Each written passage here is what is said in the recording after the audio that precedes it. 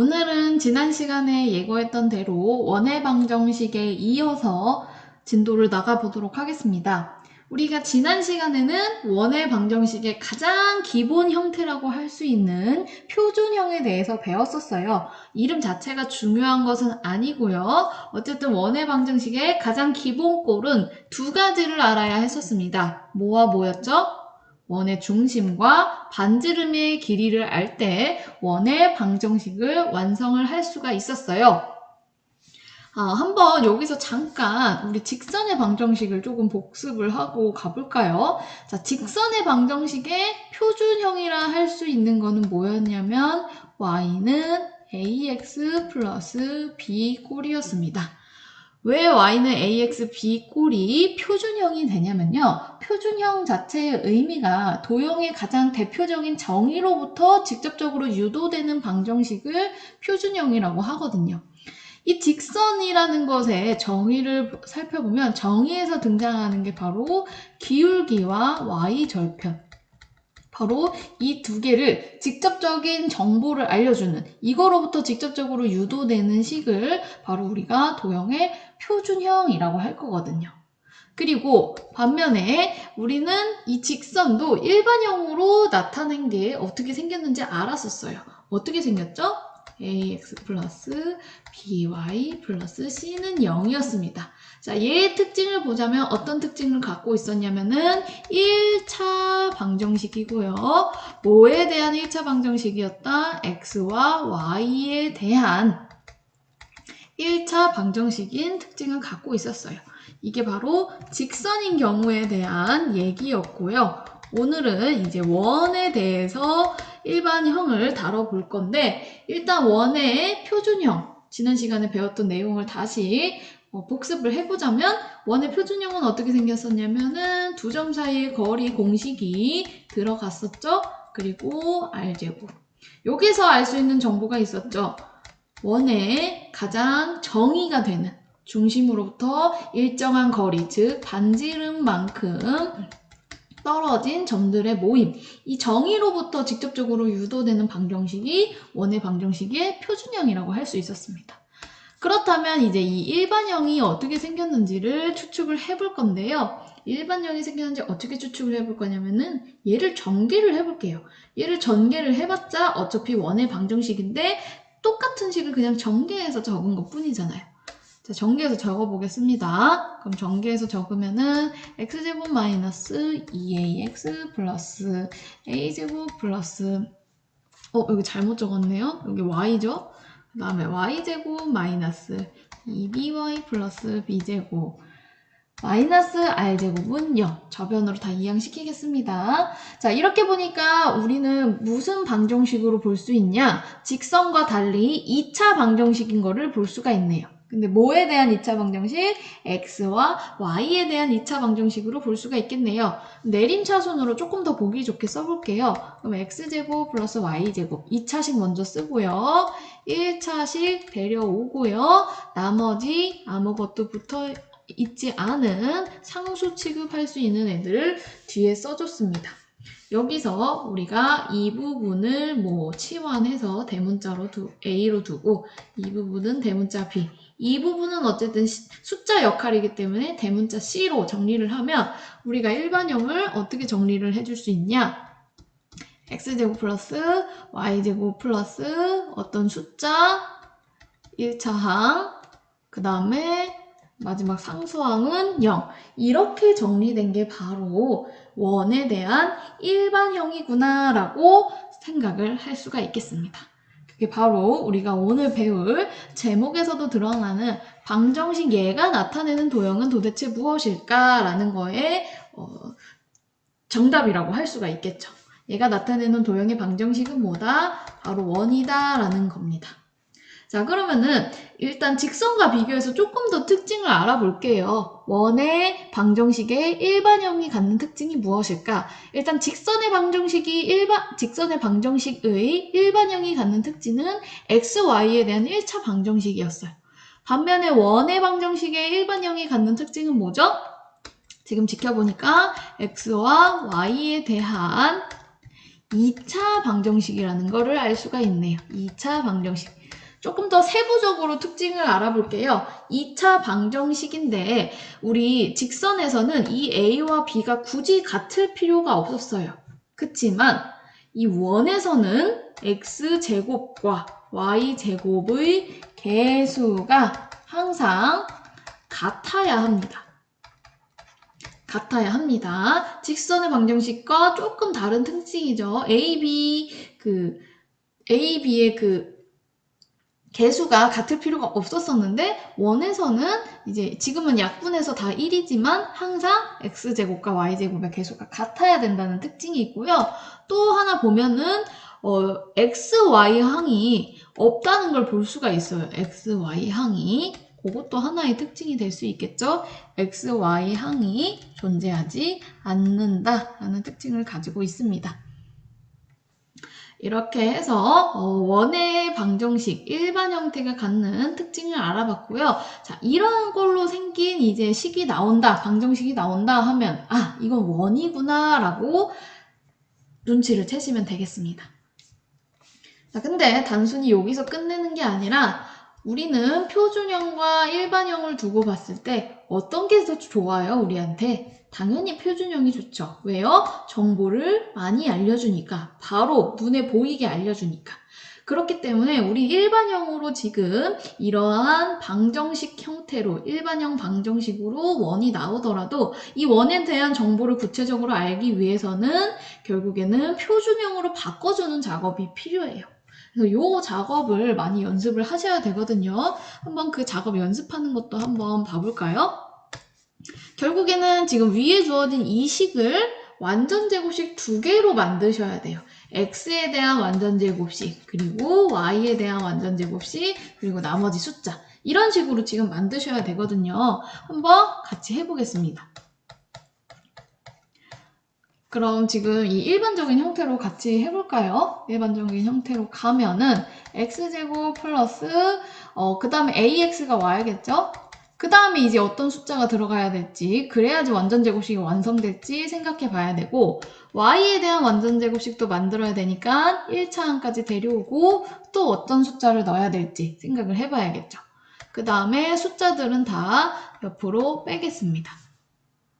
그럼 여기다 어떤 숫자를 넣을지 생각해 봐야 되는데 우린 이미 많이 연습했죠. 1차항의 개수를 절반한 것의 제곱이잖아요.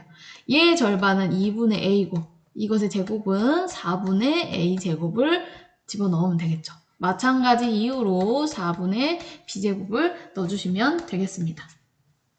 자, 근데 좌우변이 똑같은 식이 돼야 되기 때문에 똑같이 4분의 a제곱 그리고 4분의 b제곱을 추가해주면은 없앴을 때 이전과 같은 식이 되겠죠. 등호를 유지해야 되기 때문에 뒷부분에 우변에도 똑같이 추가를 해줬습니다.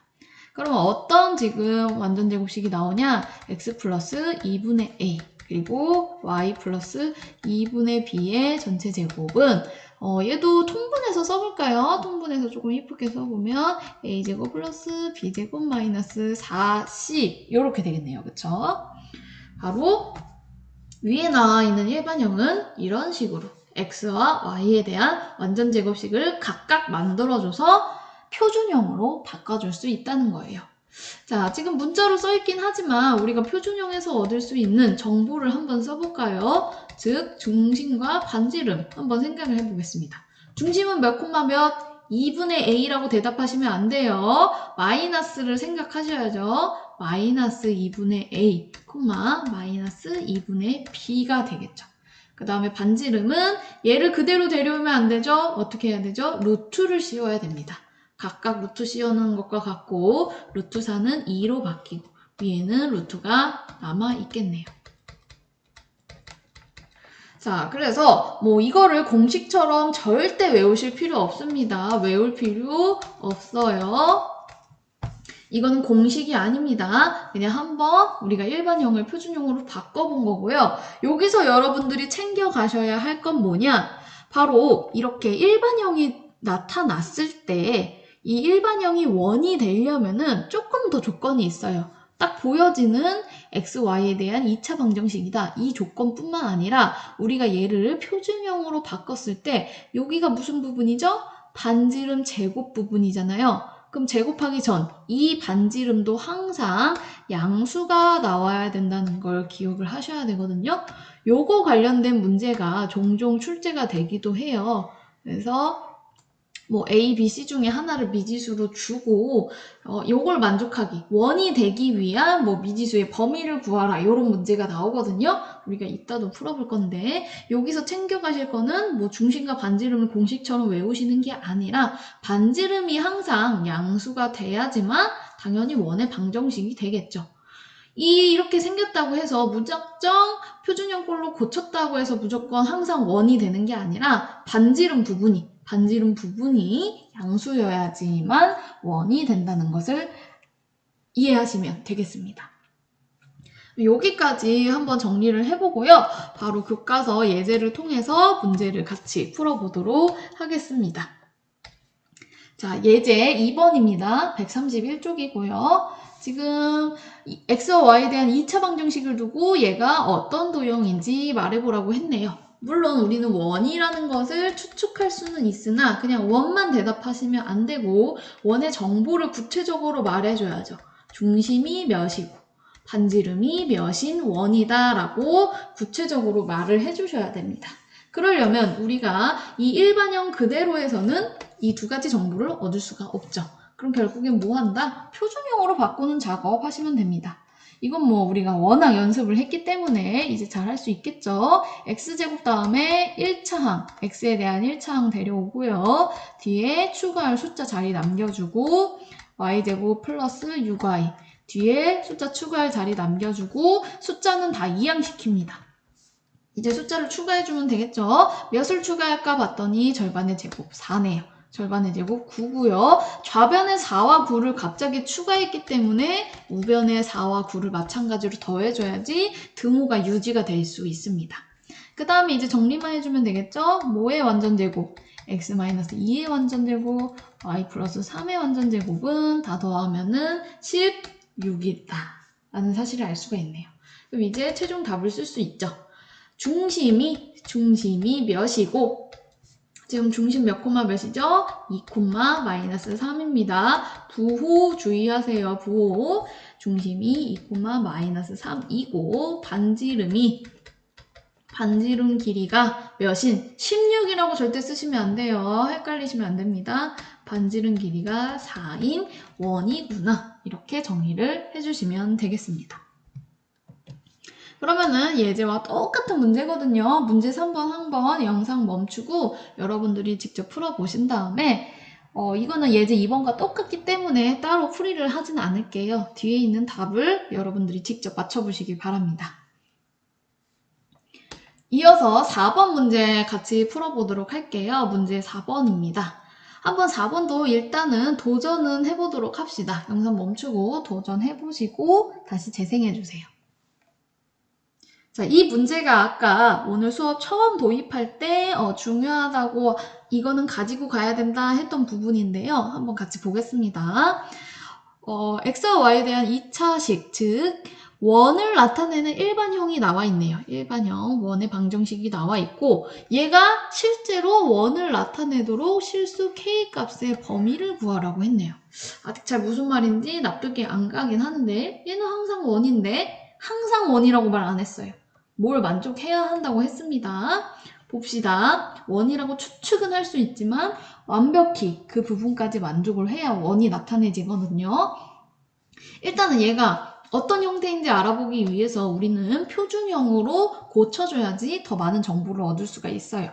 표준형으로 고치겠습니다. 자, 이 정도는 이제 뭐 빨리 할게요. 같은 작업이니까 y제곱 플러스 2y 플러스 다음에 k 이항시키면 마이너스 k죠. 자, 숫자 추가하겠습니다. x는 4, 얘는 1. 그러니까 5를 추가해주면 되겠네요. 정리하면 x-2의 제곱 플러스 y 플러스 1의 제곱은 5-k 이렇게 정리를 할 수가 있겠네요. 자, 근데 얘가 항상 원이 되는 건 아니죠. 왜요? 만약에 우변이 음수라면 반지름의 제곱이 음수가 나올 수 있어요? 만약에 우변이 0이라면 지금 중심을 기준으로 반지름이 그냥 0인 거예요. 그러면 그냥 이 점 하나란 말이에요. 그래서 얘가 원이 되려면, 지금 주어진 얘가 원이 되려면 어때야 된다? 우변에 있는 이 부분이 항상 양수여야 한다라는 거를 꼭 챙겨가시라고 했죠. 따라서 원이 되는 k값의 범위는 5-k가 양수인 걸 만족해야 되기 때문에 k는 5보다 작아야지만 주어진 방정식이 원을 나타낸다는 것을 알 수가 있겠습니다. 이 부분까지 반지름은 항상 양수여야 된다는 거까지 챙겨가시면 되겠습니다. 자, 물론 여기서 지금 사실은 반지름은 루트 5-k예요. 근데 반지름이 양수라는 거는 그 제곱한 게 당연히 반지름이 양수여야지만 제곱한 게 당연히 양수가 돼야 되는 거니까, 그래서 얘가 음수이거나 0이면 절대 아니기 때문에 바로 이렇게 해결을 해주시면 되겠습니다. 우리가 반지름이 0이라고 두고 봐도 어차피 이걸 만족하는 k값의 범위를 구하려면은 제곱을 하고 그 다음에 얘를 해결해 주기 때문에 답은 똑같이 나오거든요. 반지름이 양수여야 r을 제곱한 것도 양수이기 때문에 여기 있는 우변에 정리된 식이 항상 양수여야만 원이 나타나진다라고 정리를 하시면 되겠습니다. 그래서 수업 내용은 여기까지인데요. 수업 교과서 뒷장 넘기시면 132쪽에 조금 봐보면 괜찮을 법한 내용이 있어서 한번 같이 볼까 하거든요. 자, 어떤 내용이냐? 좌표축에 접하는 원의 방정식에 관련된 내용이거든요. 한번 보겠습니다. 좌표축에 접하는 원의 방정식인데 일단 뭘 가져왔냐면 첫 번째로 x축에 접하는 원의 특징을 한번 알아보자는 거예요. 좌표축은 이제 우리가 흔히 말하는 x축이랑 그리고 y축이 있죠.